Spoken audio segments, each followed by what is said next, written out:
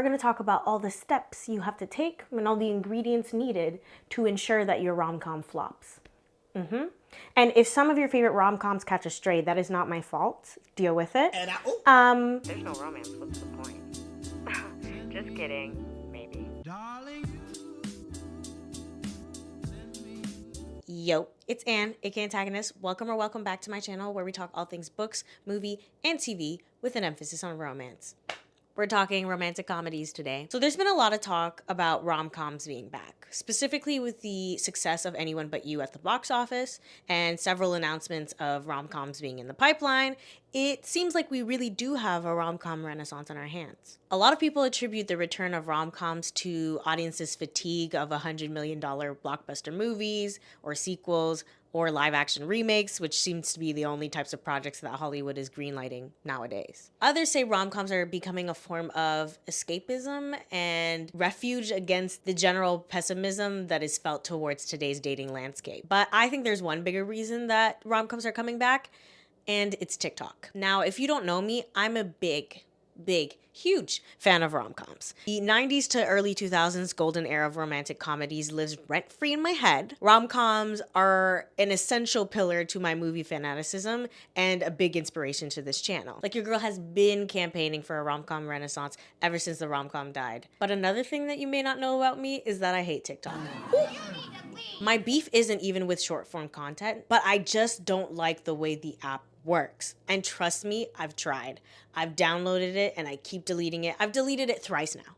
Thrice. Dare I say, and this is really upsetting, my attention span might be too short for TikTok. Like, I didn't have the patience to let TikTok learn me so that my algorithm would tailor to my needs. So I stick to YouTube because the YouTube algorithm already knows me very well. But life has a sense of humor. She does.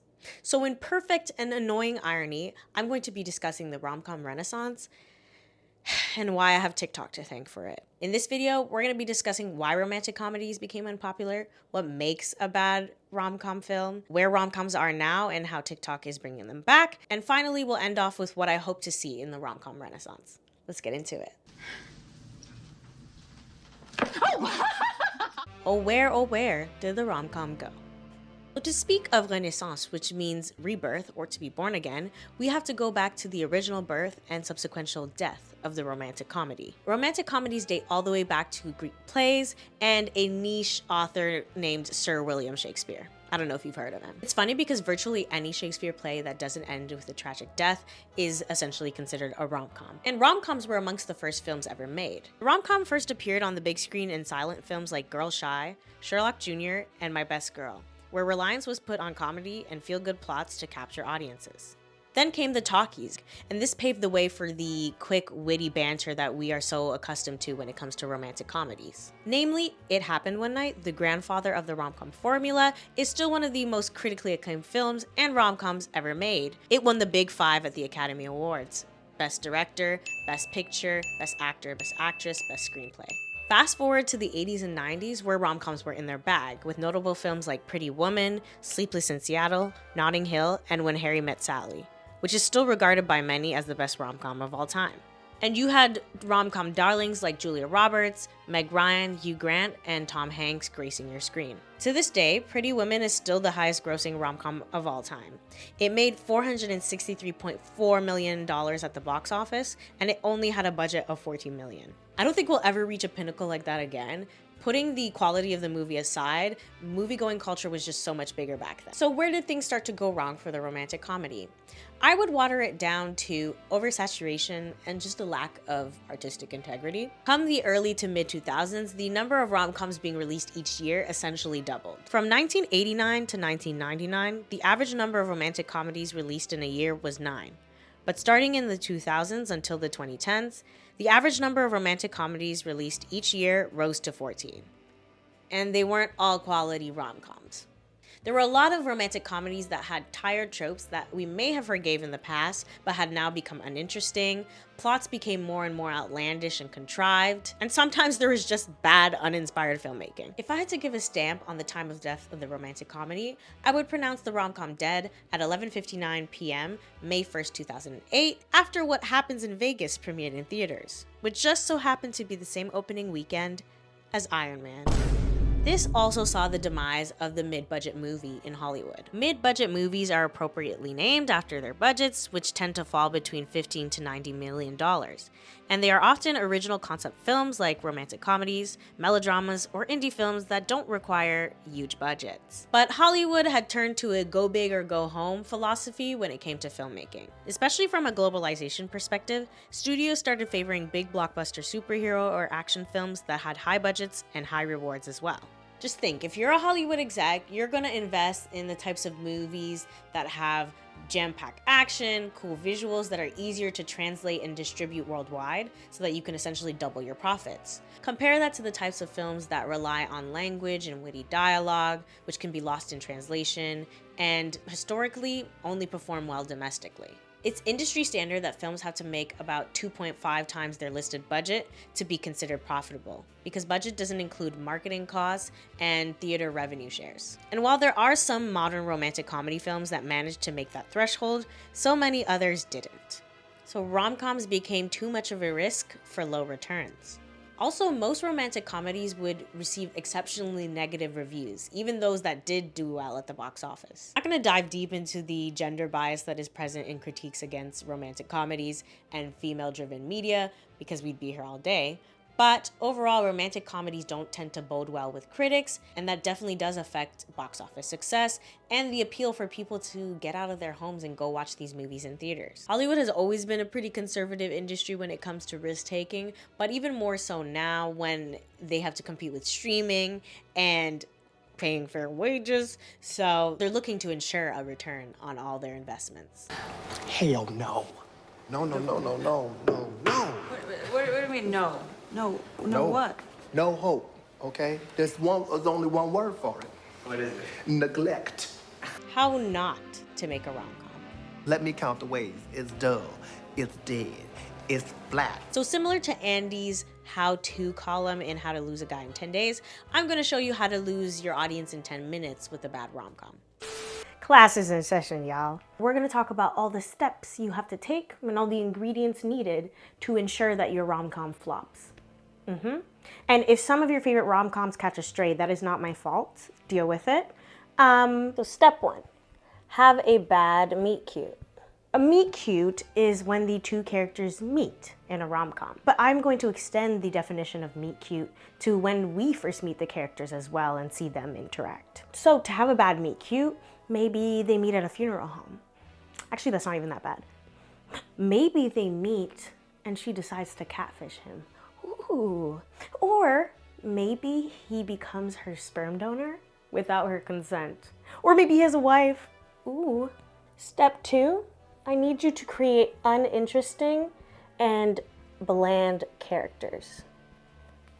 I'm also gonna draw this little stick figure here because it really embodies the uninteresting and blandness of the characters.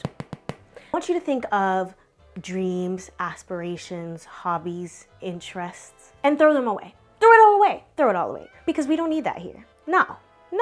We do not want to create well-rounded, realistic characters. Blech. Dreams, traumas, families, friends, disgusting. Get them out of here. We're not trying to have a character arc or journey here. Hello.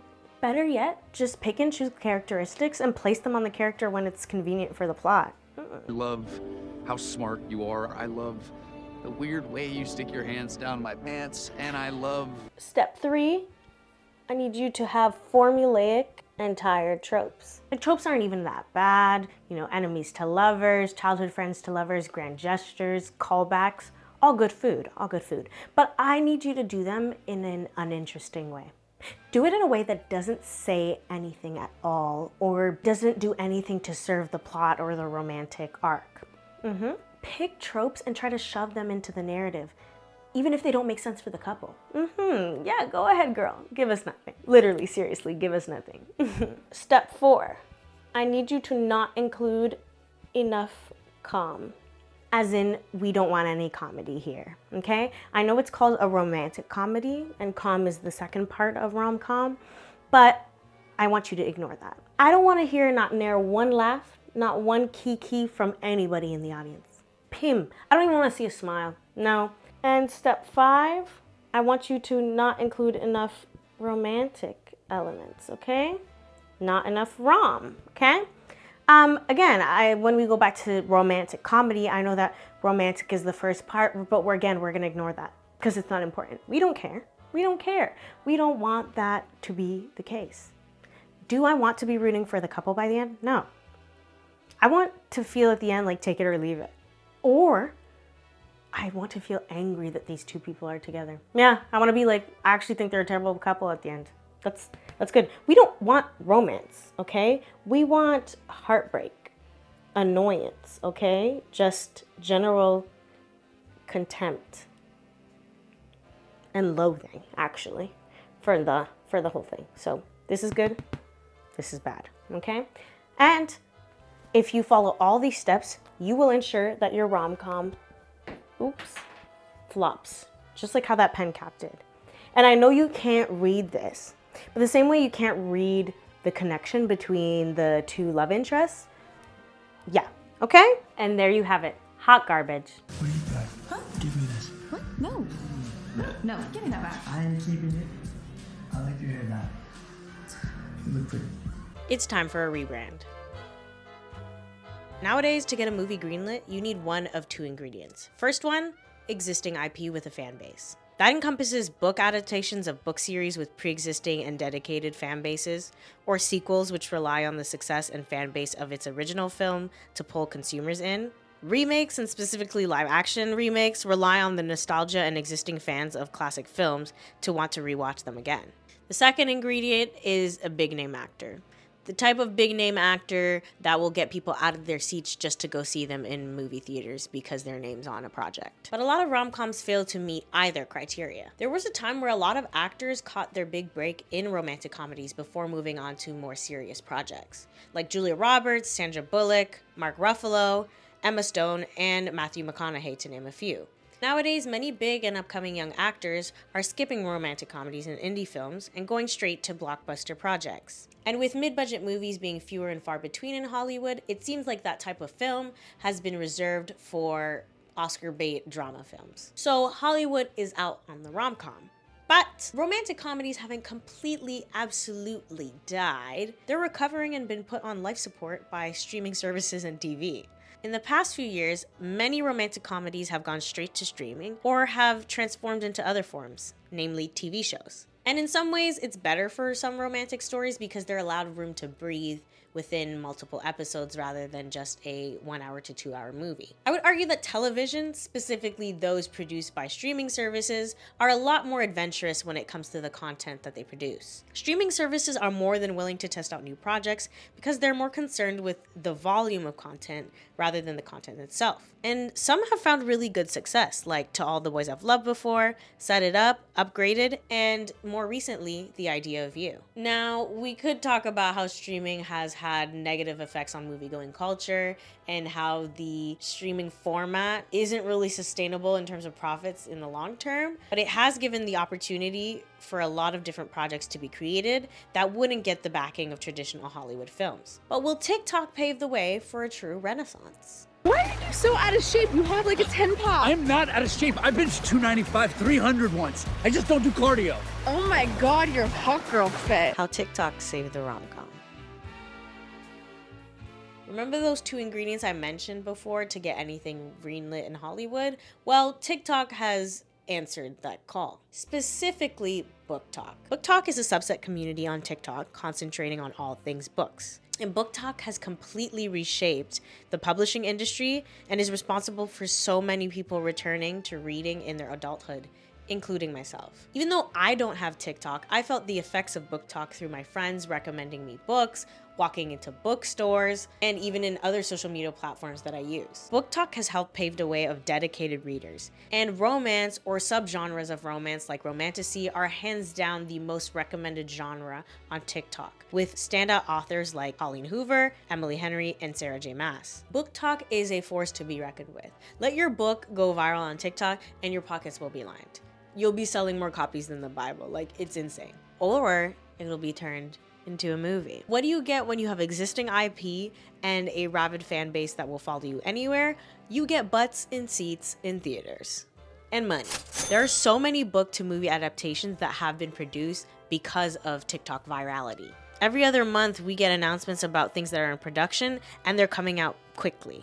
The question that I want to ask you is, do you want to be our Poppy Wright? You're lying! I'm gonna cry. Oh my god. What the hell? This is crazy. I would say before, for a book to get turned into a movie, it usually was in the publishing market for quite a while. Like, your book had to be successful for a minute before you even got a movie deal. But we've seen several instances nowadays where books are receiving movie deals within a year or less of release. So many have been announced, and I'm sure there will be many more to come. The other thing is, we cannot underestimate the power of the TikTok algorithm that I hate so much. As I had mentioned, if we compare YouTube to TikTok, YouTube creates niches and pockets of people. Someone could have 2 million followers on YouTube and they'll never pop up on my timeline. Versus that is harder on TikTok, because TikTok thrives on virality and pushes content on the algorithm all the time, whether or not they're necessarily tailored to your niche. So that's why you have crazy viral phenomenons like the very demure, very cutesy trend, or Risa Tisa with her Who the F Did I Marry series, or even ballerina housewife Nara Smith. These are people you hear about because TikTok pushes content of all kinds on all types of users. I even think that's what contributed to Anyone But You being so successful.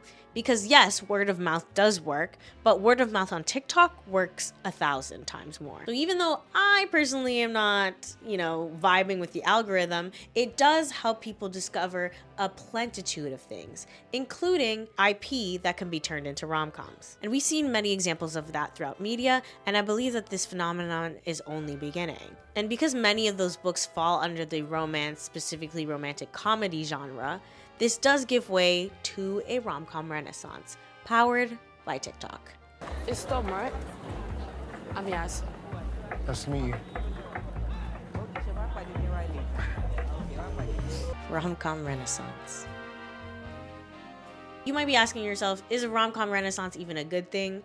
Of course it is. I would assume if you're watching this video and you're familiar with my channel, you're also a big fan of romance and rom-coms. And second, a lot of romantic comedies are stories about women, made for women, by women. And often female-led media is ridiculed and invalidated. So a rom-com renaissance is an opportunity to continue to let women tell their own stories in whatever shape or form they want to. But I want to end this video on a hopeful note, as in, what do I hope that we gain from the rom-com renaissance? Well, one, I want them to bring back good dialogue. The way I haven't quoted a movie in years, the last movie I can think of that I quoted is Endgame. I am inevitable. That's the last quote I can think of. Versus when I was younger, I would literally quote films left and right. So I need them to bring back good dialogue so that I have things to quote and that I can still make movies my entire personality. Two, diversity. That is the one major flaw of the golden era of rom-coms, is the lack of diversity. Like, it was giving copy paste, copy paste, copy paste. So I would like to see that with this rom-com renaissance. I want to see different stories told by different people of different cultures, different backgrounds, different orientations, all that fun stuff. I am biased. I would like to see Black women specifically in rom-coms more. I feel like we've been excluded from the genre for a plethora of reasons that I'm not gonna, dig into. But either way, I don't like it. I don't like it. So run me my, Black rom-coms, please. Three, I want to give a chance to young unknown actors. I prefer when unknown actors I've never heard of are in a rom-com. Don't get me wrong, some people are made for rom-coms and they should continue to be in them, and that's the tea. But a lot of times I've discovered new actors from rom-coms that I've watched. Like, I learned about Lana Condor because of To All the Boys I've Loved Before. Zoe Deutsch, I watched Set It Up and I loved her in it, and now I'm a fan. I watch her different movies. Even Glenn Powell, most people discovered him from Top Gun. I discovered him from Set It Up. So I want that to continue to be a trend with the rom-com renaissance. I think it'd be really easy to just put these big name actors in these films, but I hope that it gives space for other actors to get their big shot. And four, I hope that the rom-com renaissance takes itself seriously. And by that, I mean both those behind the camera, in front of the camera, and those watching in the theater seats. I feel that with TikTok, there has been a rise in anti-intellectualism and anti-criticism, specifically when it comes to female-driven media. So this idea that critiquing female-led media, specifically romance books or romance films, is just no fun. Like, you shouldn't be critiquing these types of movies because they're just frivolous and made for fun and just made for empty consumption. I rebuke that. I rebuke that. The thesis of my channel is the opposite of that. I think we should be just as critical with those types of films as we are with anything else. Yes, you can have fun, but you can also critique things. And I will say, I don't really have fun when a movie sucks. I'm sorry, like, I don't have fun. I want a film to be good. There are so many rom-coms that I find are good. Even if they have flaws, at least I can see the heart that was put into it. And I don't think we should move away from being able to critique female media just because it's supposed to be fun and carefree. We as an audience and critics set the tone for the types of films we want to see. So if we say this movie sucks, hopefully they won't make more of them, and they'll start making films that matter. You as a consumer have the power to critique and the power of your speech to change and affect the way that movies are made. And we shouldn't just accept scraps because that's what we're given. No, give me that tendy, juicy steak. I think it's insulting to imply that romantic comedies can't be deep or good or critically acclaimed, because it was once a very critically acclaimed genre, and I think it can continue to be. I don't want us to minimize or infantilize the genre as a whole just because women watch it. Like, what does that even mean? Do men infantilize Avengers? Like, yes, we have superheroes flying around in a spacesuit, but we can also look factually and go, this movie was well done, this movie was not. And they go up in arms for their films. So I think we should allow space for that as well. And if you love your movie and you don't want to hear about critiques, you can leave it alone. But I feel like we should never shut down people that are giving honest reviews in good faith for a film. All right, thanks for watching my video. Let me know what you think. Do you think TikTok is, spearheading the rom-com renaissance? Are you excited about the rom-com renaissance? Also, let me know what your favorite rom-com is. That would be fun. If you made it to the end of the video, love you. Thank you so much. And if you're new here, you should definitely subscribe, because when you subscribe, you become what? 99% hotter. It's true. I ask the fans, ask the subscribers, ask them. I'm telling you, go in the comments. You'll know you'll become 99% hotter. Okay, I'll catch you guys in the next one. Bye. Darling.